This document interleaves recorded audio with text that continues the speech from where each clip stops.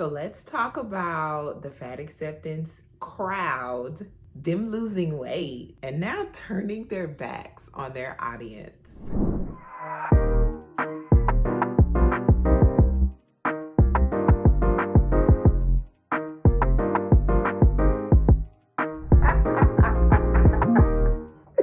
This girl a mess, y'all. Hi guys. Welcome to my channel if you're new, and welcome back if you've been around here a while. I'm Kendra. This is 𝐒𝐿𝐴 Creates. This is where I share my life with you guys. I also talk about other stuff too. And today I'm going to be talking about some other stuff. So if that stuff sounds good to you, then make sure you are subscribed to my channel. Also, go ahead and give this video a thumbs up while you are at it.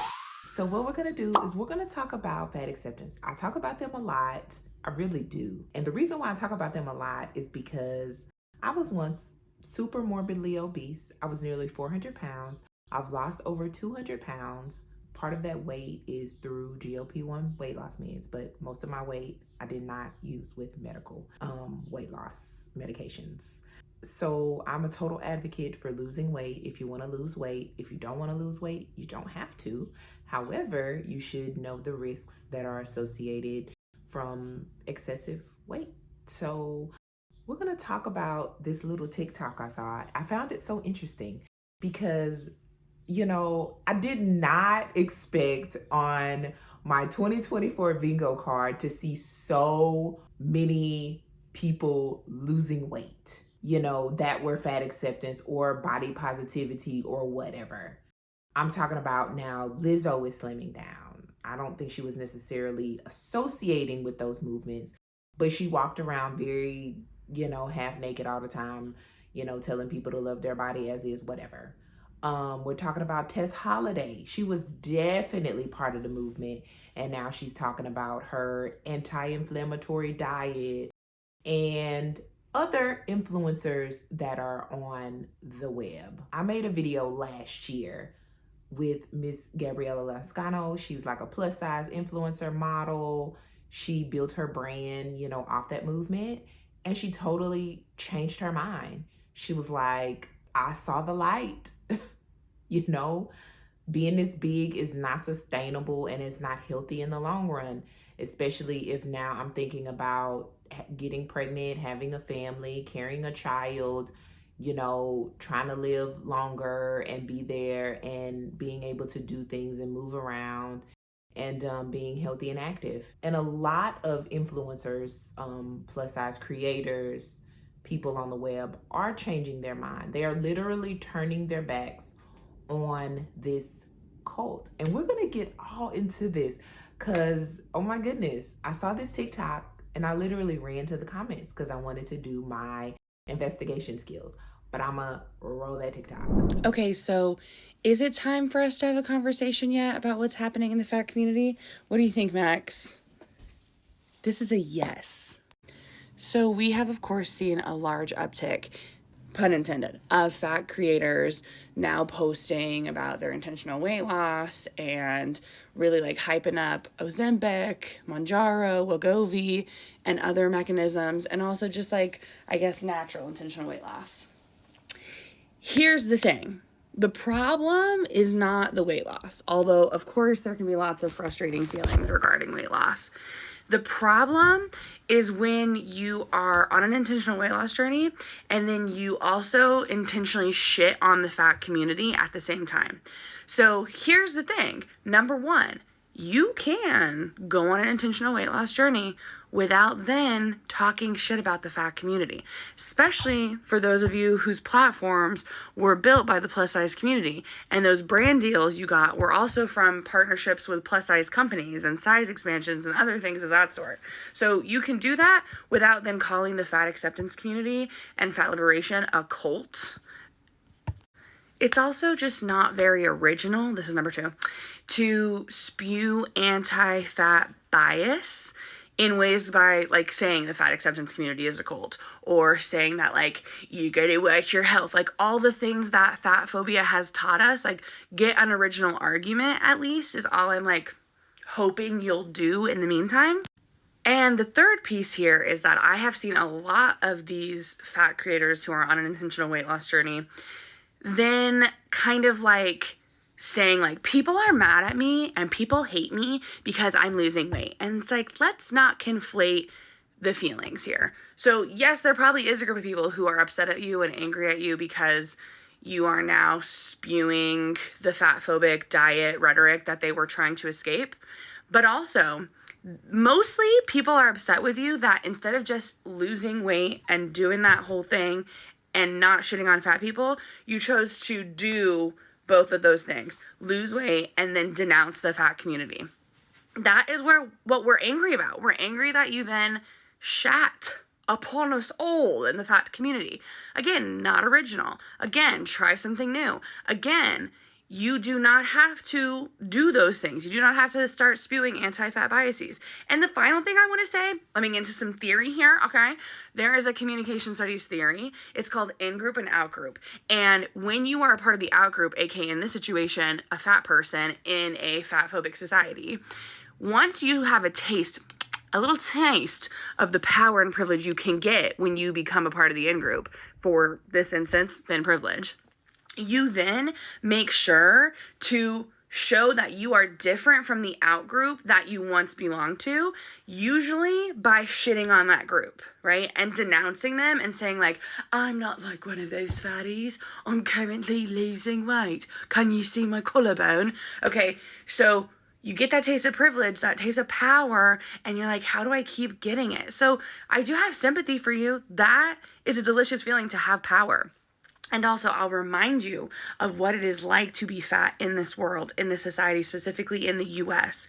And I'll remind you that you only have a small taste of thin privilege. And if you continue to stay plus size, even while losing weight, you will never have all of the thin privilege that being thin gives you. So you will still be oppressed by the power dynamic.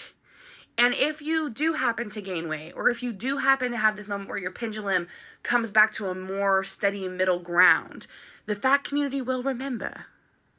We will. And most likely, statistically, it will happen that you will gain weight back. This is like the science part of the conversation. So anyways, you don't need to turn your back on the communities that you belong to. Just a reminder. You don't have to do it. Okay, so the question is, are plus size creators, influencers, whatever, are they really doing this to their audience? Are they really shaming them now because they aren't healthy? Are they really turning their backs on the people that supported them so long and now are shaming them and making fun of them, ridiculing them, talking down on them because, they don't want to lose weight? Are they really doing that? Like, I had it in my mind, that question, because I know how much the fat acceptance people like to change the narrative. They really do. They like to keep shifting those goalposts around. I know they do. This is something that they do all the time. So I went to the comment section because I wanted to see who was doing this. I wanted them to name names, and they named a couple of names. I'm not going to name them here because their arguments didn't hold up. And please comment below. Correct me if I'm wrong. If I'm totally wrong and some kind of content creator has talked horribly about their audience and they've said horrible things to them, they've name called them, they've tried to make them feel bad, they've done personal attacks against people, I'd like to see it, but I don't really think that is what these creators have been doing. So I went to the comment section. I read a lot of comments. Of course, I did not read them all, but I wanted to just kind of get a gist and kind of get a feel of, how these creators had been wronging their audience. So they said that one creator made the statement, being fat is not healthy. So I'm not sure if this creator said that being fat is okay or being fat is just as healthy as not being fat. I'm not sure. But they made that statement. That is basically talking badly about your audience. making them feel bad for being fat. Now, there was one creator that had a whole big debacle about, not being able to wipe herself. And that was, one of the reasons, or she had trouble doing it or something like that. And so that was one of the reasons, why she decided to, I need to lose some weight. I'm having a hard time taking care of myself, my personal needs, which is kind of bad, like when you get that feeling, because that wasn't me. But one time when I did go to, take care of my personal needs, I literally got a cramp in my side. And I was like, this is ridiculous. And it kind of scared me. So I know that feeling very well. I think a lot of people come on the internet as creators, and I know this. We talk about ourselves. We talk about our experiences. We talk about our life. And if I say that I was fat and it was not healthy and I want to be healthy, I could see how people can take that in a way. I see how people can take that personally. I see how people can be offended by that, because when fat people are fat, especially when they are young and they don't have any like serious health problems, they're in denial. They're in denial. They're in denial about what their future could be and what their life could be like. While they're young and big, they probably don't have any problems. Their blood work is fine. They don't have diabetes, they don't have sleep apnea, they can walk around and get around and go out with friends and, buy their cute plus size clothes and do this and do that. And they can live a normal life, right? So they don't think twice about what the realities of being fat are, because they haven't been struck with any kind of serious health consequences. So it's not registering in their mind. It never registered in my mind. I was big all my life. Ever since I can remember, I was big. I was literally teased in kindergarten for being fat. So as I think about it, I got bigger and bigger, and I started having problems like cramps when I go to take care of my personal needs. I had sleep apnea. My feet would swell up every single night. I had tendonitis in my, I had a bad back. I could barely walk. I mean, I could walk, but it'd be hard trying to walk long distances. I'd be out of breath. I'd be sore. I'd be hurting. I'd be tired. And we're not even talking about depression, and being sad about myself and my life, not liking the way my body looked, because I know my body has looked better in my personal opinion. And I think people internalize people's experiences and their thoughts and their messages, honestly, because they don't feel good about themselves. Let's be real. Let's be real. If you felt that good about yourself, you would not need an entire movement to make you feel better about the decisions that you're making and the choices that you're making. You would not be in denial about the real consequences of being fat, because as you can see on my 600-pound life, people die. And even as you can see from like very current events, people are dying. If you think about it, I made an entire video about a fat creator who was losing weight that passed away. They never really came out and said what it was, like an official cause of death, but it was rumored to be a heart attack or whatever. There's Life by Jen. There is, who else? Other people have passed away. I believe there's a whole video out about, fat creators passing away. And I think people are in denial. Nobody is saying, hey, you get that Twinkie out of your hands, or you need to go get in the gym, or you need to drop pounds. They're just saying, generally speaking, more people that are overweight are also a greater population of people who are not healthy. And generally speaking, being fat is not healthy. Another creator made a statement, why would I want to be fat and pregnant? They said. And so they were offended by that. But why would you want to? Like, seriously. Because I was like 230 when I got pregnant, and I got up to about 250. Now, that is obese, yes. But I couldn't imagine even being even heavier, And at that time, I had lost weight. And you're like, dang, 230, you lost weight? Yes. I could get around well. I had an uncomplicated pregnancy. But so many women, you know, my size, they get pregnant, they do have complications. And I'm not saying that slim people don't have complications, or, you know, healthy weight range people don't have complications or issues. Of course they do. But extra weight carries a greater amount of risk. People just need to be aware that it exists. And it's like, yeah, you could be good, but you also could be bad. It's all about mitigating risk. If you know there's a higher percentage chance that it's gonna rain today, would you just be like, nah, I'm not gonna bring an umbrella? Or would you be like, yeah, I'm gonna bring that umbrella because it's like a 90% chance of rain? And then they talked about how creators are coming out and they're saying that the body positivity movement behaves like a cult. And this has been said many times over.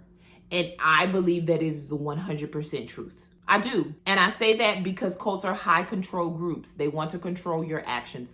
If you guys have ever watched a video about somebody who was in that movement, they talk about how that's all they talked about. They were so concerned with all of these things that really didn't matter. Really didn't matter. Other people's bodies, other people's decisions, other people's choices. And even when people got diagnosed with diabetes or any other health issues, they would brush it off and act like it wasn't an issue. They would tell people not to go to the doctor. Like, you shouldn't go. They're just gonna weigh you and make you feel bad and tell you to lose weight. It's no reason to do that.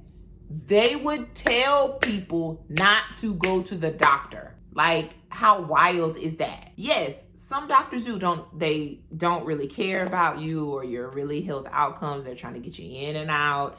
They might overprescribe. They may tell you to lose weight, but are they too far off? You probably should lose weight. You really probably should. Now, will that alleviate necessarily whatever it is that you're going through? Maybe, maybe not. I don't know. However, if you have diabetes, you might want to lose weight and you might want to change your diet and you might want to exercise a little bit just to kind of get those blood sugar levels under control so you don't have complications from diabetes. And then when you decide to leave this movement, or you decide not even to leave, you want to lose weight because you have been diagnosed with something and now you're at the risk of prematurely passing away. They alienate you. They ice you out. They talk bad about you. You sounded a little bit like a cult. So I can't be your friend anymore because you decide to lose weight when you've been diagnosed with something that could end you and you want to better your health. And then those are the ones that have to cover it up because yes, their health is good, but they also want to change their body. They want to go for a smaller body. They want to have a different aesthetic. There's literally nothing wrong with that. And they have people telling them that something is wrong with that. And then you have the crowd that is triggered by literally everything. And so somebody said that there should be a trigger warning on Ozempic content. So I guess there must be like one creator that is talks about taking Ozempic or whatever. And they said it should be a trigger warning on that content. And the creator was like, no, we're not doing that. I'm laughing because I think that it is hilarious that, number one, you have someone telling you what you should do on your channel and how you should do your content. You can do it however you want to do it. And people have the right to not follow you anymore, just like you have the right to do whatever you want to do on your content. And I've made this statement before that your triggers are your triggers. You have to deal with them. You don't get to dictate what the world does. And I feel like that's what they want to do. They will do everything except go to therapy. They will do everything except for getting the mental health needs met. They will do everything except for getting on meds if they need to get on meds, or controlling their environment. They do everything except for get off social media. That is what these people do. And they blame everyone else for their problems. A lot of these people are very insecure. A lot of these people are very mean and nasty and rude. And a lot of them, because someone wants to make a decision or choice about their body, they are anti this person. And literally, it's not harming them at all. Even if they decided not to post any weight loss related content, someone would still have something to say. And they would be like, oh, you're losing weight. Now you've turned your back on us. You've betrayed us. And I think that is the real narrative and the real reason why body positivity, fat acceptance is upset. That is really all it boils down to. And I think a lot of it is chalked up to jealousy. They're really jealous of these people because they're moving on. They're changing their lives. They're doing something different. A lot of these people are getting their health under control. They feel like, they're looking a bit different. They might now be able to conceive because they couldn't before because they were going through health issues, and they're just moving on. And a lot of people cannot stand it when they're doing something they perceive as they never could do, and now you're doing. They are. They really are. That's my thoughts about the situation. I think a lot of people are very insecure and people are very jealous, and it's really, they're just projecting their own insecurities on influencers who are literally just existing, like they always like to say, right? I hope you guys found this video entertaining. I want to do a little bit more content about, this topic going forward. I love talking about this stuff, y'all, so much. But of course, leave your comments. I'd love to hear what you have to say about this, and I will see you on the next one. Make sure you continue to spread kindness in a world full of hate. Bye-bye.